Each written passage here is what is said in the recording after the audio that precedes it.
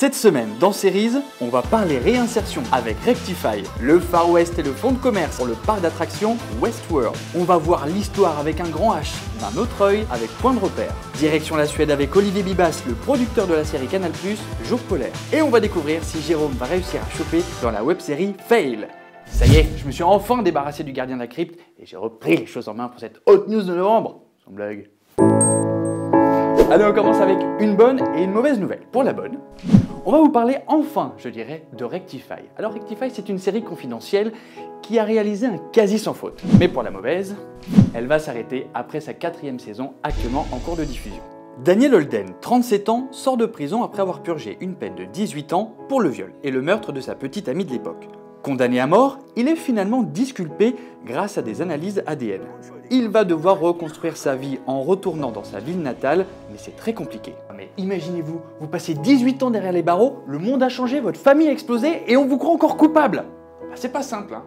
C'est donc sans repère qu'il doit avancer aveuglément dans cette société pour réapprendre à vivre. Et nous ?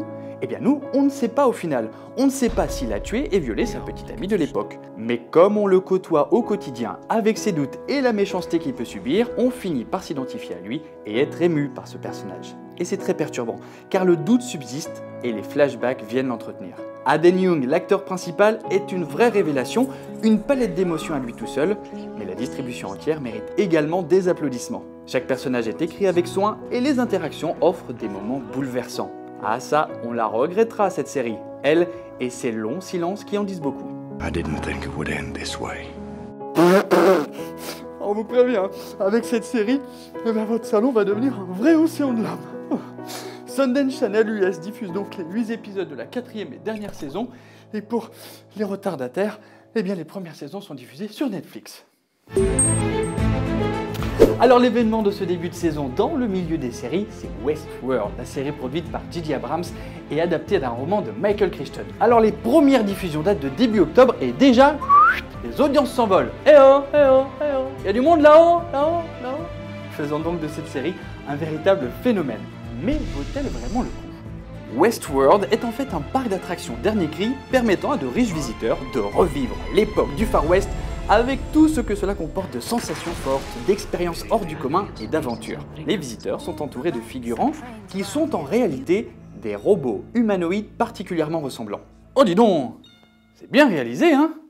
Et bon, quel beau travail! Ces robots reproduisent à volonté les scénarios des créateurs du parc, mais soudainement, certains d'entre eux se mettent à garder des souvenirs, des intrigues précédentes et se posent même des questions sur leur identité. La réflexion sur l'intelligence artificielle et la surenchère de la réalité virtuelle sont formidablement amenées et développées grâce à un concept complètement fou et ambitieux, des décors somptueux et surtout un casting impressionnant réunissant Anthony Hopkins, Ed Harris, Evan Rachel Wood, pour ne citer qu'eux.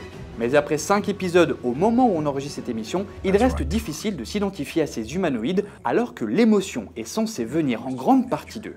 La réalisation clinique et froide n'aide pas beaucoup, ce qui nous empêche à la rédaction de Series de rentrer totalement dans l'histoire pour l'instant. Alors avant d'être totalement dithyrambique, attendons la suite de cette première saison qui commence seulement à soulever ses mystères. Do you know where you are? I'm in a dream. Patience donc, avant de les lire, meilleure série de l'année, une série comparée à tort à Game of Thrones, même si elle aussi est diffusée sur HBO et OCS City. Alors une fois n'est pas coutume, on va vous parler d'une série documentaire qui s'appelle Point de repère. Point de repère, si vous voulez, nous explique comment ces petits grains de sable ont déréglé l'histoire, la grande histoire. On apprend ainsi comment un jeune fils de chef de clan devient le grand Gengis Khan et empêchera la Chine pour des siècles d'occuper la place de plus grande puissance mondiale. Nous saurons comment une bataille méconnue va créer le royaume de France et sceller définitivement la séparation entre Français et Anglais. On part au Japon découvrir les samouraïs ou encore aux États-Unis pour suivre l'émancipation des Noirs avec Martin Luther King. Réalisé par Pierre Lergenmuller sous une forme ultra moderne tout en animation, la force de ce programme est surtout de mettre en parallèle le passé avec notre présent. Qu'est-ce qu'être français? Un mur entre le Mexique et les États-Unis peut-il être utile? La technologie nucléaire a-t-elle un avenir? Autant de questions contemporaines qui trouvent une partie de leurs réponses dans des événements de notre passé. La série diffusée tous les dimanches sur Arte, puis après en replay sur Arte+7, est particulièrement pédagogique et convient autant aux adultes qu'aux enfants. Avec sa forme divertissante et son propos profond, Point de repère est donc d'utilité publique au moment où de grandes élections s'annoncent partout dans le monde. Canal+ nous surprend encore en cette fin d'année avec sa nouvelle création originale Jour polaire, avec notamment Leila Bekti. C'est une coproduction franco-suédoise et on n'a pas résisté à rencontrer il y a quelques jours Olivier Bibas, le producteur France pour Atlantique Productions. Olivier Bibas, bonjour. Bonjour. Est-ce que vous pouvez tout d'abord nous résumer l'histoire de Jour polaire? C'est une histoire d'un Français qu'on retrouve mort d'une façon assez brutale. Et un procureur suédois est dépêché sur place de façon à couvrir cette affaire. Découvrant qu'il s'agit d'une victime française, il appelle très vite l'OCRVP, qui est l'Office central de répression des personnes. Et du coup, une flic française est dépêchée sur les lieux du crime à Kiruna, petite bourgade minière à 1200 km au nord de Stockholm, en pleine Laponie. L'enjeu finalement de la série n'est pas tant de résoudre l'enquête qui, in fine, elle arrive dans un environnement qui est extrêmement hétérogène pour elle. Et du coup, elle va très vite perdre finalement à la fois ses repères spatiaux et temporels. Et finalement, la série décrit un petit peu la descente aux enfers de cette flic française en milieu hostile. Alors cette série est née en fait à l'origine de nos discussions avec une société de production qui s'appelle Nice Drama, qui est une société suédoise, qui nous a proposé il y a maintenant plus de 3 ans l'idée originale de cette série, qui était de faire un polar en Laponie, à un moment où le soleil ne se couche pas, c'est-à-dire pendant le jour polaire. Voilà. Ce que nous on a apprécié en tant que producteur, c'est que le fait que cette série, effectivement, elle a l'enveloppe d'un thriller.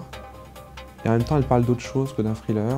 Et on a beaucoup aimé la façon dont elle traitait de façon assez frontale ce que pouvait être le racisme dans une toute petite communauté. Je crois que j'ai peur. Leila Bekti a été choisie, donc Leila qui délivre une performance exceptionnelle. Ça a été une évidence pour vous? Alors ça a été une évidence pour nous, ça a été une évidence pour Canal+, et ça a été une évidence aussi pour les auteurs-réalisateurs. Très rapidement, ils nous ont envoyé un document qui était à la fois un moodboard, mais aussi des propositions de casting qui avaient effectivement le personnage de Kaisa Aziz avec une photo de Leila juste à côté. Sur le personnage de Anders Arnesk, qui est le double de Leila suédois, il y avait effectivement aussi Gustav Hammerstein. Et à côté de ça, beaucoup de photos finalement où déjà 1 an finalement avant qu'on commence le tournage, ou même qu'on commence à caster, il y avait déjà des propositions très claires et très précises des personnes auxquelles ils pensaient de façon à faire cette série.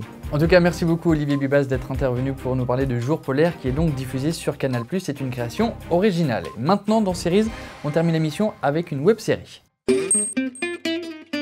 Vous cherchez l'amour, mais vous n'y parvenez pas.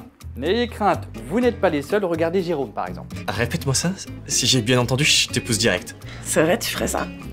Oui, enfin non, c'est une façon de parler, mais... Eh bien, Jérôme Etcheberria dans Fail est notre invité, plutôt le comédien Anthony Légal avec le réalisateur Michael Marie. Bonjour à tous les deux. Bonjour. Alors, on va commencer avec toi, Anthony.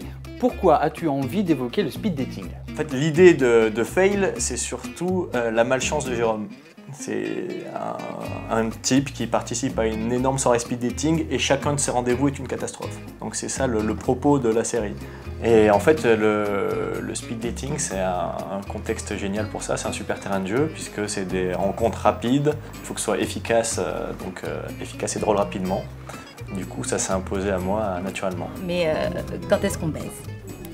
En fait, l'idée c'était de faire de Jérôme Etcheberria un personnage simple, qui pourrait être n'importe qui, donc pour que tout le monde puisse s'identifier. Après, les personnages qu'il rencontre, ils sont assez hauts en couleur, le trait est quand même assez grossi, exagéré. Après, effectivement, c'est un personnage masculin qui rencontre énormément de personnages féminins.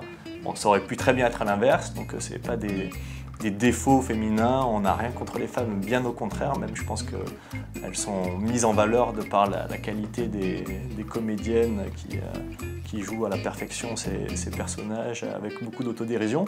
L'idée c'est effectivement la fille jalouse. Bon, il y a plein de personnes qui ont leurs copines qui sont jalouses, faut pas se mentir, effectivement, comme des hommes aussi, hein, ça peut être des hommes jaloux.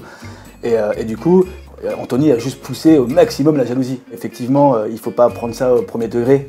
Il n'y a aucune femme qui fait les 3/4 de ce qu'elles font dans la série. On est d'accord, elles ont peut-être le caractère pour le faire, mais elles ne le feront jamais parce que c'est poussé à l'extrême. Vous verrez d'ailleurs dans le dernier épisode que les hommes aussi en prennent pour leur grade. Enfin, c'est vraiment un type qui n'a pas de chance et quelle est la prochaine catastrophe qui va lui arriver à la prochaine rencontre. Voilà, c'est ça, Fail. Bon, vous l'avez compris, il faut absolument regarder Fail, hein. C'est drôle, c'est amusant, c'est court, 2 minutes à 2 minutes 30 par épisode, donc allez-y, c'est totalement gratuit et c'est disponible sur YouTube. Anthony, Mickaël, merci à vous deux. Bah, de Et rien, merci c'est à un vous plaisir. de nous avoir reçus. Et puis nous rendez-vous évidemment dans 15 jours pour un autre series. Salut!